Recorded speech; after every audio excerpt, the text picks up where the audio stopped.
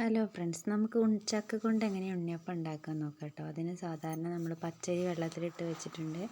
പിന്നെ അതിലേക്ക് ശർക്കര കേട്ടോ, വലിയ 4 അച്ച് ശർക്കരയാണ് എടുത്തിട്ട് ശർക്കരയും അരിയും സാധാരണ ഉണ്ണിയപ്പത്തേക്ക് അരയ്ക്കണ മാതിരിക്ക് തന്നെ അരയ്ക്കുക.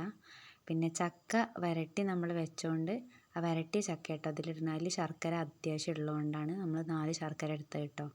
വലിയൊരു സ്പൂണിന് 3 സ്പൂണ് ആണ് നമ്മൾ ചക്ക എടുത്തിട്ടുള്ളത് കേട്ടോ. വരട്ടി വെച്ച ചക്ക ഉണ്ടെങ്കിൽ ചക്ക ഉണ്ണിയപ്പം വളരെ എളുപ്പമാണ് കേട്ടോ. നേരെ അതുകൊണ്ട് ആ മിക്സ് കൊണ്ട് ചേർത്താൽ മതി. നന്നായിട്ട് മിക്സിയിലിട്ട് അടിച്ചിട്ട് നേരെ മാവിലേക്ക് ചേർത്താൽ മതി കേട്ടോ. അപ്പോൾ അത് ചക്ക അടിച്ചിട്ട് നമ്മളിത് മാവിൽ ചേർത്തിട്ടുണ്ട്. ചേർത്ത് കഴിഞ്ഞിട്ട് നന്നായിട്ട് ഇളക്കുക കേട്ടോ.